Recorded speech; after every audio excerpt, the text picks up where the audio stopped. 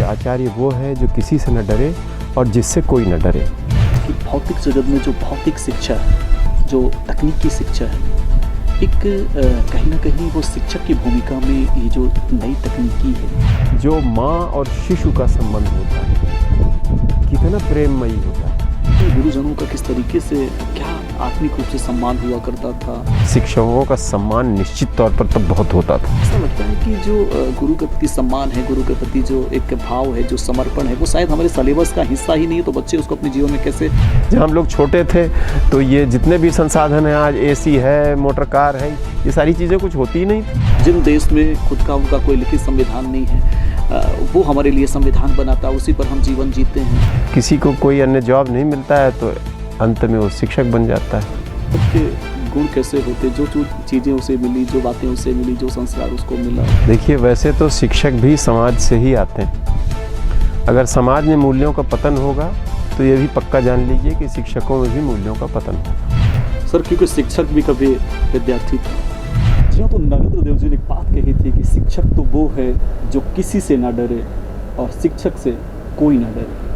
वर्तमान परिवेश में शिक्षकों की स्थिति को लेकर, और जब विद्यार्थी की बात करते हैं, जब हम छात्रों की बात करते हैं, तो क्योंकि आज 5 सितंबर है और 5 सितंबर एक बेहतरीन दिन माना जाता है, लेकिन ऐसा भी दिन क्या जब हम बात करते हैं शिक्षकों के ज्ञान की, शिक्षकों के मार्गदर्शन की, उनके उपदेश के, जो 365 दिन हर सांस हर पल कहीं ना कहीं वो काम आते हैं। महज एक दिन हम शिक्षक दिवस मना के आज इन्हीं खास मुद्दे पर बातचीत करने के लिए हमारे साथ मौजूद है पंडित एस एन शुक्ला विश्वविद्यालय के कुलपति डॉक्टर राम शंकर सर। बहुत बहुत स्वागत है और ढेर सारी शुभकामनाएं, ढेर सारी बधाइयाँ तो पहले शिक्षक दिवस की। आपको भी ढेर सारी बधाइयाँ, और आपके इस चैनल के माध्यम से मैं समूचे समाज को आज शिक्षक दिवस के दिन ढेर सारी बधाई देता हूँ, और ऐसी आशा करता हूँ कि हमारा ये शिक्षक समुदाय अपनी भूमिका में बहुत सार्थक तरीके से निभा पाए इसे, और समाज को कुछ दे पाए। बिल्कुल सर, मैं बातें वहीं से शुरू करना चाहूँगा। जो बात शुरू में कही कि नरेंद्र जी ने बात कही थी, शिक्षक जो किसी से ना डरे और शिक्षक से कोई ना डरे। देखिए, ये बड़ी मार्मिक बात आचार्य नरेंद्र देव जी से किसी ने पूछा था एक बार कि आचार्य कौन है, आफ्टर ऑल आचार्य की परिभाषा क्या है। तो उन्होंने कहा कि आचार्य वो है जो किसी से न डरे और जिससे कोई न डरे।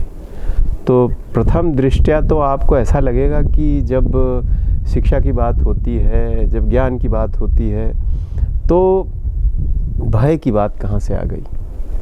लेकिन जैसे जैसे आप इस परिभाषा की गहराई में उतरते जाएंगे, आपको इसके जो विभिन्न आयाम हैं, जैसे जैसे वो समझ में आएंगे, आपको लगेगा कि ये गज़ब की बात उन्होंने कह दी थी। देखिए, पहली चीज़ तो ये है कि उन्होंने कहा कि शिक्षक आचार्य वो है जो किसी से न डरे। अब आप कल्पना कीजिए ऐसे एक निडर व्यक्तित्व की, वो किसका हो सकता है? वो उसी का हो सकता है जो चरित्र से बहुत उदात्त हो, जिसके ज्ञान की धरोहर इतनी विस्तृत हो, उसका कॉन्फिडेंस अपने ज्ञान में इतना हो कि जो बात वो कहे वो सर्वथा अधिकार पूर्वक कहे, और इस दृढ़ प्रतिज्ञ भाव से कहे कि ये पूरे समाज पर लागू होती है, यही अंतिम सत्य है। तभी वो भय रहित हो करके और इस तरह से अपनी बात को कह सकता है। और दूसरी एक और महत्वपूर्ण बात इसमें बात मूल्यों की आती है। तो जब व्यक्ति का चरित्र उदात्त होगा, वो मूल्य उसके जो दृढ़ होंगे, दृढ़ संकल्पित होगा उन मूल्यों पर अपना जीवन जीने के लिए, तभी वो निर्भय हो सकता है। और ऐसा ही व्यक्ति उदाहरण उपस्थित कर सकता है अपने छात्रों के लिए। तो इसलिए वो पहली बात तो बहुत ही मार्मिक बात है। और दूसरी बात संभवतः और भी सूक्ष्म और बारीक है। वो ये कहते हैं कि आचार्य वो है जिससे कोई न डरे। अब आप कल्पना कीजिए कि जो माँ और शिशु का संबंध होता है कितना प्रेममयी होता है। माँ अपने शिशु को, अपने बच्चे को मारती भी है, डांटती भी है, लेकिन बच्चा उससे विमुख तो नहीं होता है ना। फिर जाकर के उसी की गोद में उसी से पूछता है, उसी से कहता है कि हमको ये चीज़ दो। तो जब तक एक आचार्य का व्यक्तित्व इतना प्रेममयी नहीं होगा, माँ जैसा वात्सल्य नहीं होगा उसमें, जब तक ऐसा नहीं होगा कि वो एकदम निर्मल है और निश्चल है, कोई भाव यहाँ हृदय में रखकर विरोधी भाव वो अपने बच्चों को नहीं ट्रीट कर रहा है, तो जब इस प्रकार का उदात्त भाव उसमें होगा, कह लीजिए एक तरह से जब आध्यात्मिक स्तर पर वो इतना उदात्त होगा, तब जा कर के कहीं वो जो शिक्षक और जो विद्यार्थी है उनके बीच वो वातावरण निर्मित होगा जिसमें विद्यार्थी निसंकोच भाव से, बिना किसी समस्या के, वो अपनी बात अपने शिक्षक से कह सकेगा। सर, एक महत्वपूर्ण बात जब निकल के आती है, जब हम शिक्षक दिवस की बात करते हैं, तो अमूमन हर वर्ष 5 सितंबर शिक्षक दिवस बड़ा महिमा मंडन होता है, बड़ी बातें कही जाती हैं, शिक्षक के समर्पण को याद किया जाता है, शिक्षक को याद किया जाता है।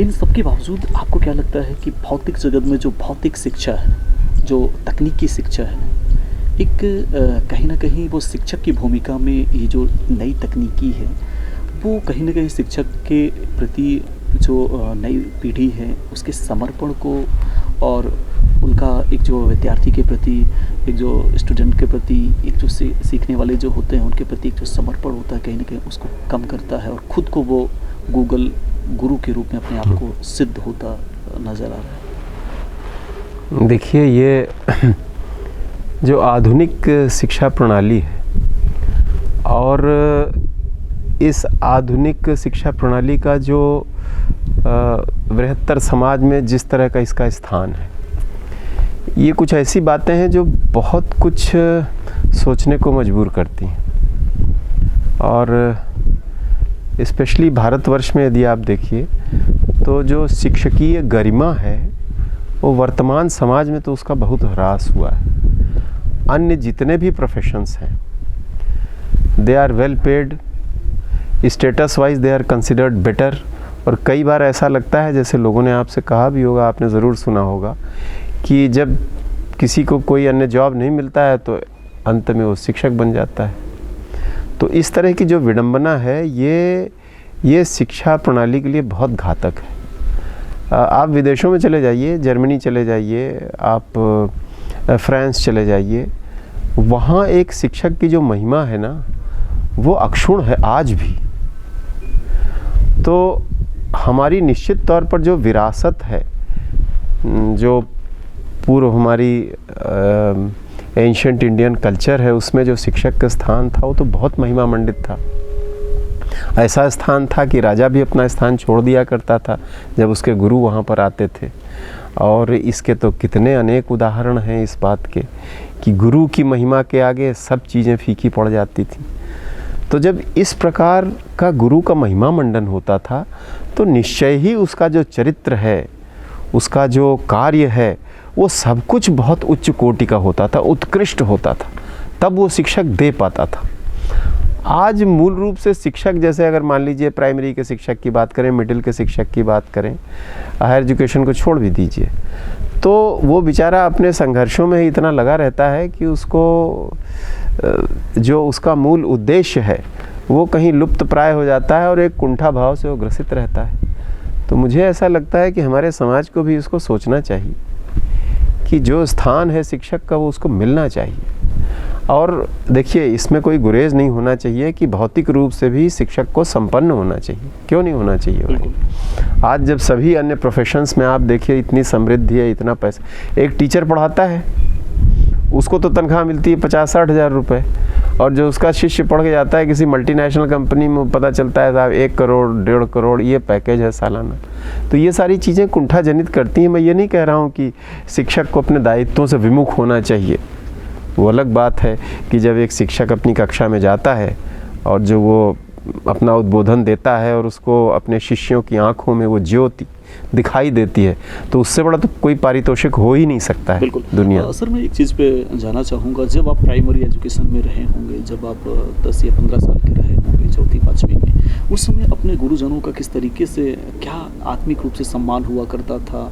और अब जबकि आप खुद एक शिक्षक हैं, अब वो चीज़ क्या आपको क्या समझ में आ रही दोनों को जब काम? देखिए, ये आप मुझको ले जा रहे हैं करीब 50-55 वर्ष पहले की अवस्था में, तब ये मैं ज़रूर कहूँगा कि शिक्षकों का सम्मान निश्चित तौर पर तब बहुत होता था। और हमारा शिक्षक भी ऐसा था कि जब वो क्लास में आता था तो हम लोग चुप हो जाते थे और फिर जो है बिल्कुल मंत्रमुग्ध हो जो कहता था उसको सुनते रहते थे। आज के दिन उस तरह की गरिमा आप कंपेयर कर लीजिए ना, I will be very Frank, आप ब्यूरोक्रेसी से कंपेयर कर लीजिए कि आज ब्यूरोक्रेट एक कहाँ स्टैंड करता है और एक टीचर हायर एजुकेशन का कहाँ स्टैंड करता है। तो ये सब वो बातें हैं जिस पर समाज को सोचना पड़ेगा। लेकिन कभी कभी जब हम पढ़ते हैं सर, अभी का अगर किसी हम सब्जेक्ट की बात करें तो एक सिलेबस होता है और शिक्षक क्या करता है उस सिलेबस के अकॉर्डिंग पढ़ाता है। पर अभी के सिलेबस में हम सम्मान, महिमा जैसी चीज़ें नहीं पढ़ते। पहले का दौर हुआ करता था कि जब पढ़ाई होती थी तो गुरुजी का ऐसा सम्मान करना है, गुरुजी ये होते थे, एकलव्य के बारे में बताया गया, कई ऐसी कहानियाँ होती थी जिससे कहीं ना कहीं बच्चे जो प्रेरित होते हैं। पर आज जब हम भौतिक सिलेबस के बीच जब पाश्चात्य सिलेबस के भी विकास की बात करते हैं तो ऐसा लगता है कि जो गुरु के प्रति सम्मान है, गुरु के प्रति जो एक भाव है, जो समर्पण है, वो शायद हमारे सिलेबस का हिस्सा ही नहीं है। तो बच्चे उसको अपने जीवन में कैसे सिरोधार करें? बहुत मार्मिक बात आपने उठाई है। देखिए, हमारी भारतीय संस्कृति बहुत पुरातन है, इतनी पुरातन कोई संस्कृति नहीं है विश्व में। और इसकी सबसे बड़ी जो धरोहर है वो इसकी आध्यात्मिक धरोहर है। आध्यात्मिक धरोहर ऐसी चीज़ है जिसके मतलब भौतिक भी सुधर जाता है और पारलौकिक भी सुधर जाता है। हमने अपने सिलेबस का, अपने शिक्षण व्यवस्था का इस आध्यात्मिक धरोहर को भाग ही नहीं बनाया। क्यों नहीं बनाया, किस कुंठा के कारण नहीं बनाया, किस अंधे अनुसरण में हम पाश्चात्य जगत के पड़े रहे, ये सब जो है बड़े शोध का विषय है। लेकिन ये अवश्य है कि ये ऐसी धरोहर है जिससे लोक भी सुधरेगा और परलोक भी सुधरेगा। तो इसलिए हमें अपनी इन समृद्ध विरासतों को पुनर्खोज करनी है, रिविजिट इनको करना है हमें। और आज तो देखिए पाश्चात्य जगत वाले वो सब वापस यहाँ पर हमारी इसी संस्कृति को, इन्हीं यही जो हमारे ट्रेजर्स हैं इसको खोजने के लिए आज वो यहाँ भारतवर्ष आते रहते हैं और हम हैं कि इसको विस्मृत। क्या इसे विडंबना कहा जाए कि शिक्षक उस सिलेबस को बना नहीं सकता, शिक्षक उस शोध को कर नहीं सकता। शिक्षक के सामने तो ऐसी जो चीज़ें आ गई बस उसको पढ़ाना है, उसको आगे बढ़ाना है। ऐसे में आपको क्या लगता है कि शिक्षक को वो स्वतंत्रता, वो आज़ादी और कम से कम सिलेबस, विषय वस्तु उसको तय करने का अधिकार, चाहे वो आध्यात्मिक क्षेत्र में हो, चाहे वो जो आधुनिक शिक्षा पद्धति है उसके बीच कैसे आध्यात्म को लाया जाए, कैसे धार्मिक धारणा को लाया जाए, आपको क्या लगता है कहीं ना कहीं आवश्यकता है? देखिए, ये सही बात है कि जो आधुनिक शिक्षा है और विशेष तौर पर जिसको हम लोग पिछले 10, 15, 20 साल से, अभी थोड़ा सा नई शिक्षा नीति में कुछ बातें, ऐसे कुछ तत्व हैं जिससे ये होता है कि हमारी जो समृद्ध विरासत है वहाँ से हम कुछ ले करके वापस उनके जो सूत्र हैं हम उनको ढूंढ करके वापस ले आ रहे हैं। परंतु 10, 15, 20 वर्षों में अगर आप देखिए तो एक अजीब सी यंत्रवत शिक्षा व्यवस्था चल रही थी। एक ऐसा सिलेबस था जिसमें, आपको एक उदाहरण देता हूँ, government and constitutions of the world एक पेपर हुआ करता है पॉलिटिकल साइंस में। अब उसमें क्या दिखाते हैं, स्विट्ज़रलैंड का संविधान पढ़िए, चाइना का पढ़िए, ग्रेट ब्रिटेन का पढ़िए, यूएस का पढ़िए, इंडिया का पढ़ा देते हैं, बड़ी कृपा। तो आशय ये है कि क्या ये जो सिलेबस डिसाइड हुआ, I mean why is it important that we study the British constitution, why? हम क्यों पढ़ें साहब चीन का संविधान? चीन का संविधान तो बहुत बड़ा धोखा है। एक तो वो तो संविधान कुछ लागू नहीं, वो कहते हैं लोकतंत्र हमारे यहाँ, लेकिन है नहीं लोकतंत्र, उनके यहाँ तो साम्यवाद है। तो इस तरह की जो यंत्रवत बहुत सी चीज़ें हम लोगों ने उठा करके जो अपना लिया, ये इस चीज़ से हमको बहुत ही क्रिएटिव तरीके से, हमारी अपनी समस्याएं हैं, बिल्कुल हमारी अपनी विकास की अलग तरह की अवधारणा है। हमारी अवधारणा पाश्चात्य अवधारणा थोड़ी है। बिल्कुल। हमारे यहाँ एक गरीब किसान जो होता था वो जाकर के खेतों में जब हल चलाता था तो भगवत भजन गाता रहता था और सर्वथा आनंद में रहता था, उसको आवश्यकता ही नहीं थी ये जो बहुत ढेर सारे भौतिक संसाधन। मुझे स्वयं स्मरण है जब हम लोग छोटे थे तो ये जितने भी संसाधन हैं, आज एसी है, मोटर कार है, ये सारी चीज़ें कुछ होती ही नहीं थी, बहुत कम से। लेकिन क्या बचपन था साहब हम लोग का, बाहर जाके खेलते थे 2-2 घंटा, 3-3 घंटा, मोबाइल और इस तरह की कोई चीज़ें थी ही नहीं। हालांकि ये अवश्य है कि शिक्षा को फैक्टर इन करना पड़ेगा। जो आधुनिक परिवर्तन हो रहे हैं, we have to factor those inside our system. Sir, लेकिन जिस तरीके से हम विश्व गुरु बनने की बात करते हैं, पर अपन भारतीय संविधान की बात करें तो ये भी देखिए बिल्कुल स्पष्ट है कि 1935 का एक जो संविधान था ब्रिटिश ने दिया, हम उठा के ले आके अपने संविधान में दुनिया भर के देशों की धाराएं, जिन देश में खुद का उनका कोई लिखित संविधान नहीं है, वो हमारे लिए संविधान बनाता है, उसी पर हम जीवन जीते हैं। आपको क्या लगता है कि इतना सब कुछ होने के बावजूद भी यदि हम बाहर की चीज़ों को जैसा कि आपने बिल्कुल बहुत बड़ी बात कही, आपको क्या लगता है कि ज़रूरत है अगर इस महिमा मंडन को, अगर इस श्रेष्ठता को साबित करनी है तो खुद की चीज़ और जो एक अपना खुद का एक प्रोडक्ट है उसको भी लॉन्च करने की ज़रूरत। तभी तो एक कहीं ना कहीं जब इसरो की बात करते हैं तो जो प्रोडक्ट अभी निकल के गए, तो वो जो वैज्ञानिक थे उनको पूरा संसार कहीं ना कहीं सिरोधार करता है, मानता है, मतलब वो खुद का। तो आपको क्या लगता है जब भारत की बात करें, अपने देश की बात करें, तो बहुत ऐसी चीज़ें हैं जो अगर देश में ही उनका प्रोटेक्ट किया जाए तो हो सकता है कि महिमा और सम्मान दोनों एक साथ कायम रहे। देखिए, आप जो बात उठा रहे हैं, एक तो जो पाश्चात्य संस्कृति है वो बिल्कुल भिन्न है और हमारी अपनी संस्कृति बहुत भिन्न है। बल्कि हम तो ये कहें कि हमारी अपनी संस्कृति बहुत गहरी संस्कृति, और विशेष तौर पर चूँकि इसका जो आधार है वो आध्यात्म है। और उसके बाद में हम विज्ञान की भी बात करते हैं। हमारे यहाँ जो मनीषी हुए थे वो कब, कितने वर्षों पूर्व उन्होंने गणना करके रख दिया कि पृथ्वी से चंद्रमा की दूरी कितनी है और पृथ्वी से सूर्य की दूरी कितनी, तब से बता दिया। जो सूर्य का डायमीटर होता है उसका 108 गुना सूर्य की दूरी है, और जो चंद्रमा का डायमीटर होता है उससे 108 गुना चंद्रमा की दूरी है। ये तब हजारों वर्ष पहले दे दिए गए। ये नासा तो अभी इन सब चीज़ों तक पहुंच पाया है। तो हमारे यहाँ अध्यात्म, विज्ञान दोनों की बहुत समृद्ध परंपराएं थी, and we have to search for those roots. और देखिए, उससे एक और चीज़ होती है, होता यह है कि पाश्चात्य जगत ने हमको एक एहसास कमतरी दे दिया, इन्फीरियरिटी कॉम्प्लेक्स। जब आप कोई व्यक्ति इन्फीरियरिटी कॉम्प्लेक्स हो जाता है तो फिर उसमें वो कॉन्फिडेंस नहीं रहता है, और इसीलिए वो शायद उसकी क्रिएटिविटी भी नष्ट हो जाती है, वो इतना कुंठित रहता है। अब ये है कि पुनः हम लोग अपनी रूट्स को खोज रहे हैं, उसकी जो समृद्ध विरासत है उससे हम गर्व करने लगे हैं। ये सारी बातें धीरे धीरे, देखिए ये तो काल चक्र है, बहुत धीरे धीरे ये सब चीज़ें परिवर्तन आएंगी, और जैसे जैसे परिवर्तन आएगा विश्व गुरु का दर्जा भी हमें मिलेगा। बिल्कुल सर, क्योंकि शिक्षक भी कभी विद्यार्थी था, और जब विद्यार्थी था तो शिक्षक के गुण कैसे होते, जो चीज़ें उसे मिली, जो बातें उसे मिली, जो संस्कार उसको मिला, वो कहीं ना कहीं आने वाले समय में एक आदर्श शिक्षक को स्थापित करता है। जिस तरीके से वर्तमान की स्थितियां चल रही हैं, कई आरोप प्रत्यारोप लगते हैं, खासतौर से विद्यार्थी पर सवाल उठाना इसलिए ज़्यादा महत्वपूर्ण है क्योंकि वो तो विद्यार्थी है, सीखने जैसी चीज़ है, गलती करेगा।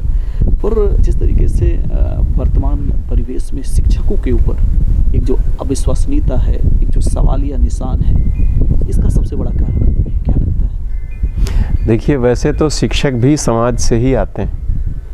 अगर समाज में मूल्यों का पतन होगा तो ये भी पक्का जान लीजिए कि शिक्षकों में भी मूल्यों का पतन होगा। वो मूल रूप से उसी समाज का प्रतिबिंब है, वहीं से तो लेते हैं, रॉ मटेरियल तो वहीं से आता है। तो ये निश्चित बात है कि अभी बहुत से हमारे ऐसे शिक्षक लोग हैं जो मतलब जिनका चाल चरित्र संभवतः बहुत कुछ सोचने पर मजबूर करता है। तो ये स्थिति तो है, परंतु आपने जो मूल बात उठाई थी वो ये था कि जब आप विद्यार्थी थे तो क्या था। उसकी एक बात आपको विलक्षण बताता हूँ। हमारे एक गुरुजी थे, तो एक बात वो कहते थे, उन्होंने ये कहा कि अगर आपको सीखना है तो गुरु के चरणों में बैठ के सीखना होगा, आप उसके सर पर बैठ के नहीं सीख सकते हैं। बहुत बड़ा उदाहरण आपको याद होगा, हमारे रामायण में है, जब भगवान रामचंद्र जी ने लक्ष्मण से कहा कि जाओ भाई, इतना बड़ा मनीषी है रावण, मृतशैया पर है लेकिन ज्ञानी बहुत है, उससे जाओ कुछ सीख करके आओ। तो वो जा करके उसके सराहने खड़े हो गए। तो रावण कुछ नहीं बोला, चुप रहा। वापस आए तो रामचंद्र जी हंसने लगे, कहे भाई अगर शिक्षा प्राप्त करनी है, ज्ञान लेना है तो चरणों में जाके खड़े हुए। जब वहाँ खड़े हुए तो उसने ज्ञान की बात उनको बताई। यही चीज़ लागू होती है। देखिए, एक मर्यादा होती है जो एक विद्यार्थी को पालन करना चाहिए। तो विद्यार्थियों में उस मर्यादा में ह्रास हुआ है, इसमें कोई दो राय नहीं है। हाँ, ये ज़रूर है कि हमारा जो शिक्षक है उसका जो ज्ञान है वो इस स्तर का होना चाहिए कि कोई भी विद्यार्थी सहज ही भक्ति भाव में आ जाए उसके ज्ञान से। और ये चीज़ मैं व्यक्तिगत अनुभव से बता रहा हूँ कि अगर आप अपने क्लासरूम में तैयारी से जाते हैं, अगर आप पढ़ करके जाते हैं, अगर आप अनावश्यक किसी कुंठा से ग्रसित नहीं हैं, तो आपके विद्यार्थी आपको बहुत सम्मान देते हैं और वही हमारी थाती है, वही हमारी पूंजी होती है। सर, अभी हम जिस तरीके से देखते हैं कि यदि बहुत अच्छी पढ़ाई करनी है, बहुत अच्छी प्रगति करनी है, तो लोग विदेशों का रुख करते हैं, दूसरे देशों का रुख करते हैं। ऐसे में जब शिक्षा पद्धति की बात करें, हम पाश्चात्य की बात करें, अपने देश की बात करें, तो दोनों में जो कंपैरिजन करें, हालांकि जिस तरीके से अभी हमने देखा कि हम चांद तक भी बड़े शिद्दत के साथ पहुँचे, सूरज तक पहुँचने की कोशिश कर रहे हैं, ऐसे में लगता है कि सारी चीज़ें हमारे धरती में ही है। बावजूद इसके भी अगर कंपैरिजन करें दोनों शिक्षा पद्धति के, तो आप किस दृष्टिकोण से देखते हैं? देखिए, ये तो कहेंगे कि विगत लगभग 100-150 वर्षों से पाश्चात्य जगत की जो शिक्षण व्यवस्था है वो उन्होंने है तो बहुत उत्कृष्ट, और ना केवल उत्कृष्ट है, वो विद्यार्थी को उसकी सर्जना शक्ति को बाहर निकालने का वो इतना बढ़िया वातावरण तैयार करके देती है कि क्या कहें। अब जैसे देखिए, कुछ जो टॉप यूनिवर्सिटीज़ हैं विदेश में, वहाँ पर आपको जान करके आश्चर्य होगा कि वो ये जो थ्योरी के एग्ज़ाम्स होते हैं ये होते ही नहीं हैं। अगर होगा भी तो एक आध दो होगा, बाकी वो क्या है कि आपको वो मार्केट किसी समस्या को दे करके आपको मार्केट में छोड़ देंगे और कहेंगे आप इस पर तैयार करिए, अपना प्रतिवेदन तैयार करिए, फिर आकर के प्रेजेंटेशन दीजिए कि क्या समस्या थी, किस तरह से उसका समाधान उपस्थित हो सके। ग्रुप वर्किंग का वो मॉडल तैयार करते हैं जिसमें एक व्यक्ति नहीं, हमारे यहाँ तो क्या ना इंडिविजुअल कंपटीशन है, वो उस लड़के को 97% मिल गया, हमको 97.5% मिल गया, तो ये व्यक्तिगत प्रतिस्पर्धा टाइप की। लेकिन वहाँ समूहों में कार्य करना सिखाते हैं, कुछ बड़े ही सृजनात्मक, उन्होंने बड़ी क्रिएटिव चीज़ें उनकी हैं। जैसे देखिए, उनके यहाँ ओपन ग्रेजुएशन, हालांकि हमारी नई शिक्षण पद्धति में ये सारी चीज़ें आ गई हैं। ओपन ग्रेजुएशन, पहले साल बच्चा जाता है, he can sit in any classroom, वो कहीं भी जाकर के किसी भी विषय को पढ़ सकता है। तो दूसरे वर्ष से वो अपना निर्धारित करता है कि अच्छा साहब, ये विषय मुझे अच्छा लग रहा है, हमको इसको पढ़ना है। ओपन सिस्टम उनके यहाँ है ग्रेजुएशन का। तो ये बहुत सी तकनीकी रूप से बहुत सी उत्कृष्ट ऐसी बातें हैं जो वहाँ से अनुसरण हमें करना चाहिए। और एक चीज़ मैंने ये देखा है कि वहाँ पर जो फंडिंग है एजुकेशन पर, वो बहुत हाई लेवल की फंडिंग है, इसलिए जो टॉप मोस्ट टैलेंट है वहाँ के सोसाइटी का वो एजुकेशन में आता है। हमारे यहाँ funding is the greatest casualty.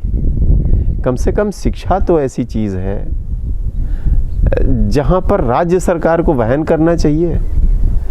कोई भी जो विकसित देश है, वहाँ किसी भी देश ने 6% अपने जीडीपी का निश्चित तौर पर एजुकेशन में डाला है। हमारे यहाँ 2-2.5% डालते हुए चले आए हैं, और उसके बाद नहीं, आज भी देखिए नई शिक्षा नीति तो आ गई, लेकिन जो कमिटमेंट था 6% जीडीपी का हम इन्वेस्ट करेंगे इन एजुकेशन, वो पूरा हुआ क्या?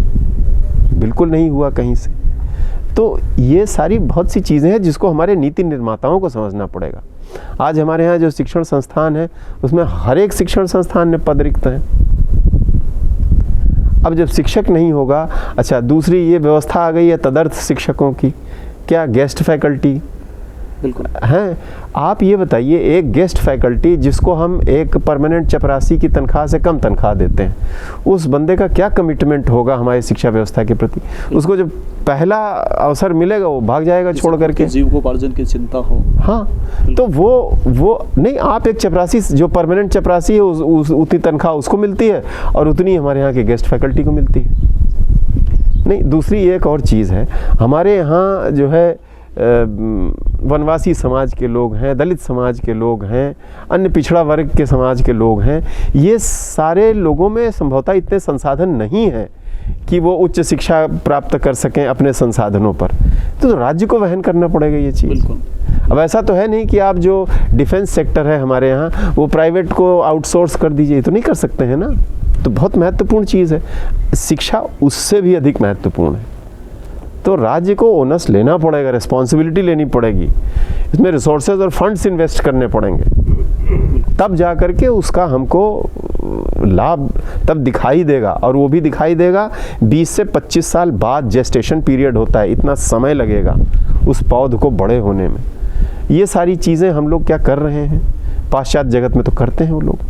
बिल्कुल सर, चूँकि शिक्षक दिवस पर विशेष है, इसलिए एक सवाल करना चाहूँगा कि आपको क्या लगता है कि शासकीय तौर पर, सामाजिक तौर पर, क्योंकि एक नैतिकता होती है कि मुझे आपका कितना सम्मान करना चाहिए, आपको कितना उसका रिस्पांस देना चाहिए, बावजूद इसके कहीं ना कहीं सीखने से ही चीज़ें, शिक्षा कहीं एक पहला हिस्सा सीखने जैसा होता है। तो सामाजिक तौर पर, सरकारी तौर पर एक शिक्षा के संविधान की यदि बात करें तो ये गुरु और शिक्षा के संबंधों के बीच समन्वय, सम्मान, स्नेह और एक जो अच्छा खासा जो सम्मान की बात हम हमेशा करते हैं, उसको कैसे जिंदा रखा जा सके, क्या ज़रूरत है सरकारी तौर पर इसे कुछ करने की? देखिए क्या है, हमारे यहाँ 200 वर्षों से अधिक ब्रिटिशर्स ने शासन किया। बिल्कुल।